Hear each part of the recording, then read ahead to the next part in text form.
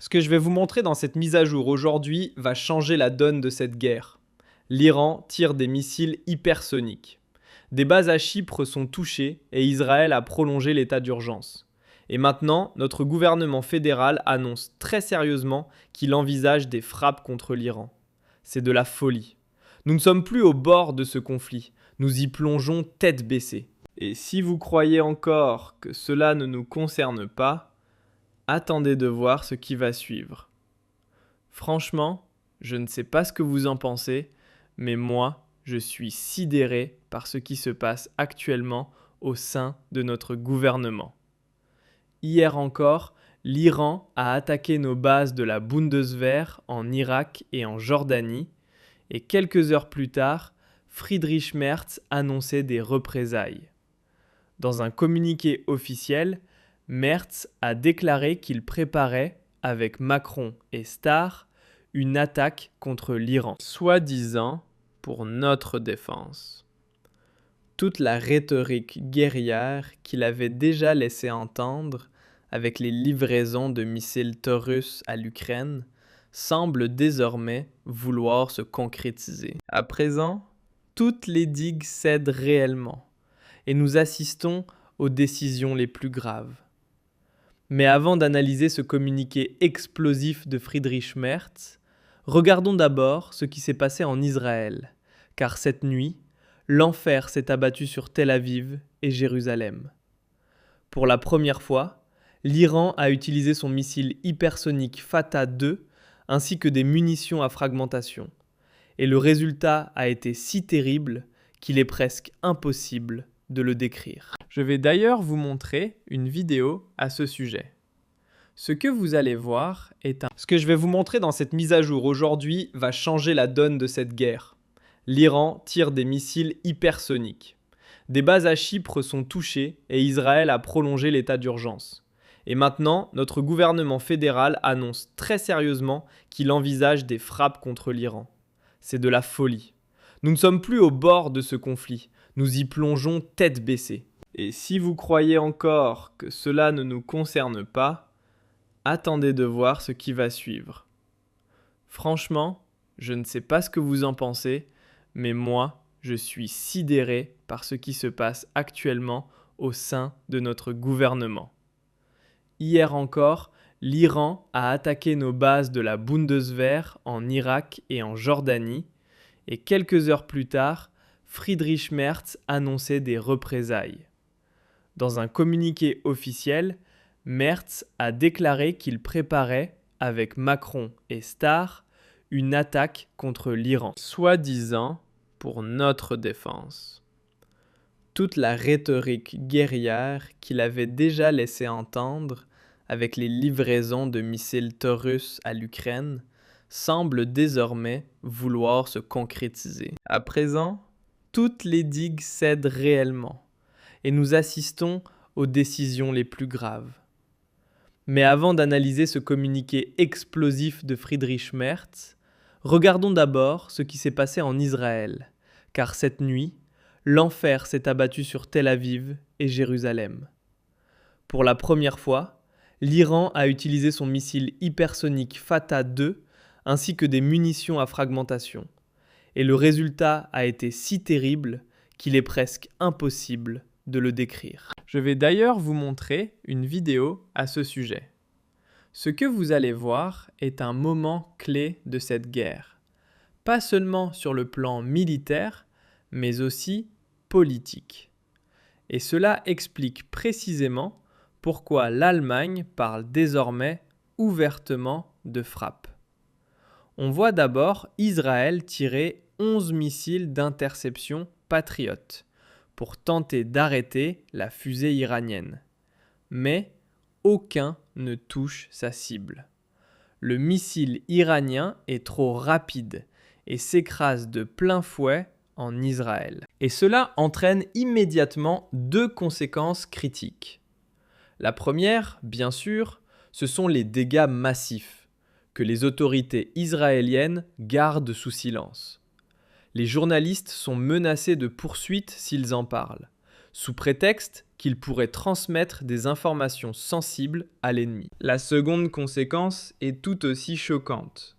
Pour un seul missile iranien, Israël a tiré 11 Patriotes sans aucun résultat.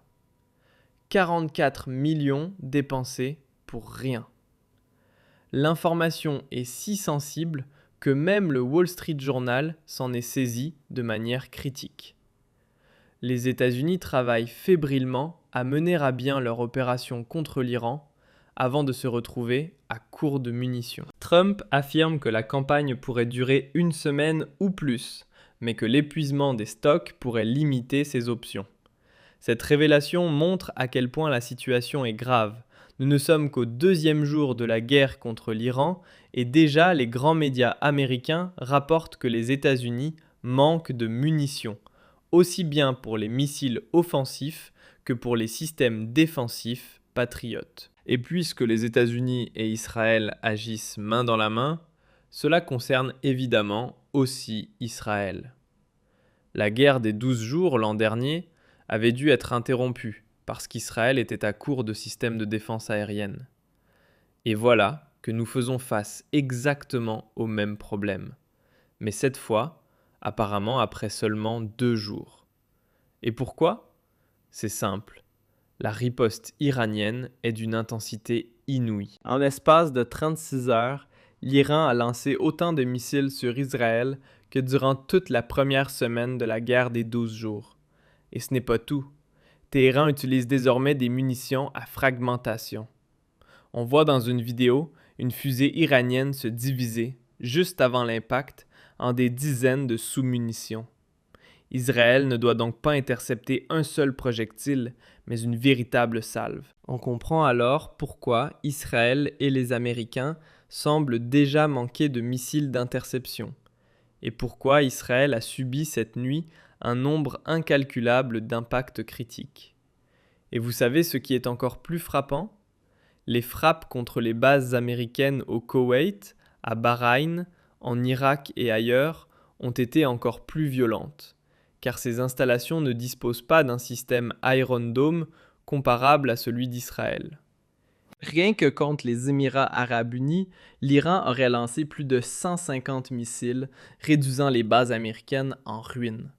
Le même scénario se serait produit au Koweït et le président Trump a déjà annoncé les premières pertes américaines. Il parle de 3 soldats tués, tandis que des médias russes évoquent déjà 512 morts. La vérité se situe probablement quelque part entre les deux.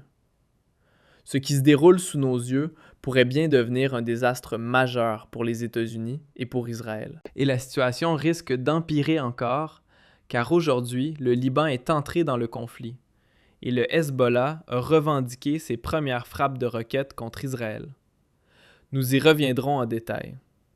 Mais regardons d'abord cette annonce ahurissante de Friedrich Merz. Le journal Bild a titré « Merz, Macron et Star face à la guerre au Moyen-Orient ». Le gouvernement fédéral veut permettre des frappes en Iran. L'Allemagne, le Royaume-Uni et la France ont publié une déclaration commune dans laquelle ils affirment vouloir prendre les mesures nécessaires pour défendre leurs intérêts et leurs alliés dans la région. Et voici la phrase clé.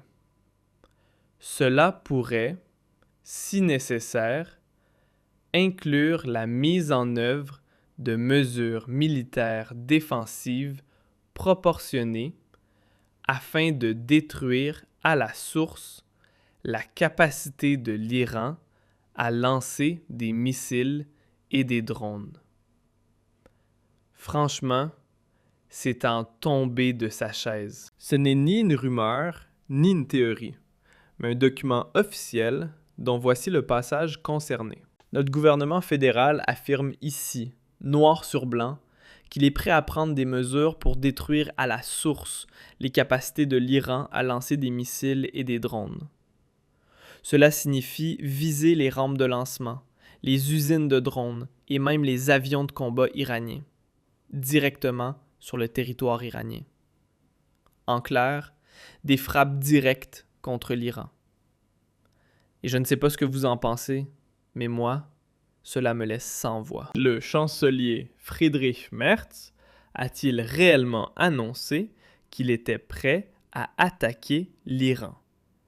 Qu'est-ce qui lui a pris? Et ma deuxième question s'adresse directement aux électeurs de la CDU, ceux qui ont porté Merz au pouvoir l'an dernier. Est-ce pour cela que vous avez voté pour lui? Pour que l'Allemagne entre en guerre contre l'Iran?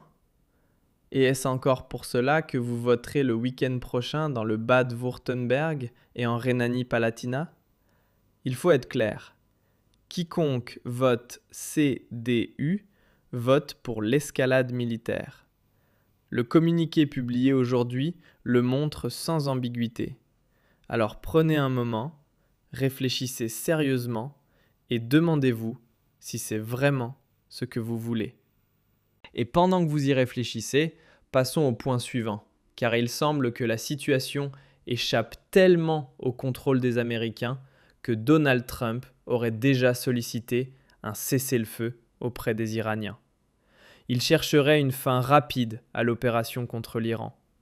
L'élimination du guide suprême iranien est présentée comme un succès majeur des services de renseignement et de l'armée. Pourtant, le régime à Téhéran ne s'est pas effondré. Des responsables américains auraient proposé, par l'intermédiaire de médiateurs, un cessez-le-feu immédiat. L'Iran l'a rejeté catégoriquement. Et pourtant, avant même l'attaque, Trump avait parlé d'une stratégie en 2 phases. Une première frappe massive, puis une éventuelle négociation, à condition que Téhéran accepte de discuter. Une première frappe aérienne massive contre l'Iran. Et s'ils ne veulent pas négocier, alors l'escalade continue. Voilà le plan annoncé.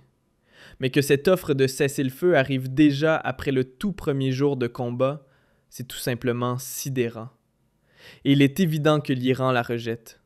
Les Américains viennent d'éliminer le guide suprême Khamenei et de frapper Téhéran avec une violence extrême. Croit-il vraiment que l'Iran ne cherchera pas d'abord à se venger? Bien au contraire, nous assistons désormais à l'entrée en guerre d'un nouveau pays. La milice libanaise du Hezbollah a revendiqué une attaque nocturne de roquettes contre Israël, affirmant agir en représailles à la mort de Khamenei. C'est la première fois depuis 1 an que le Hezbollah reconnaît officiellement une attaque contre Israël. En réponse, l'armée israélienne a annoncé avoir bombardé des cibles dans le nord du pays voisin, visant des positions de la milice alliée à l'Iran à travers tout le Liban. Avec cette nouvelle escalade, le Liban devient le 17e acteur impliqué activement dans ce conflit, et l'incendie régional continue de s'étendre. Même Israël a annoncé hier soir un élargissement massif de l'état d'urgence national. Flash info. Israël prolonge l'état d'urgence national jusqu'au 12 mars. Cela signifie qu'Israël s'attend déjà à un conflit qui pourrait durer au moins jusque-là, donc potentiellement plus longtemps que l'an dernier. Et comme si cela ne suffisait pas, on a appris que Chypre a été visée une 2e fois hier soir. Explosion dans ce paradis méditerranéen. Peu après minuit, une petite drone se serait écrasée sur la base militaire britannique de Limassol, à la pointe sud de l'île. L'auteur de l'attaque n'a pas été officiellement identifié. Bien sûr. Il n'y aurait eu aucun blessé, seulement des dégâts mineurs. Voilà qui relativise les déclarations du ministre britannique de la Défense, affirmant que les 2 missiles iraniens tirés la veille ne visaient pas Chypre. Tout comme ce drone, sans doute arrivé là par pur hasard. Soyons sérieux. Les bases militaires de l'Allemagne, de la France, de l'Italie et du Royaume-Uni au Moyen-Orient ont été attaquées cette nuit par l'Iran, et Chypre également. L'Europe est déjà impliquée dans cette guerre, Il n'est donc guère surprenant que le chancelier Merz envisage désormais, lui aussi,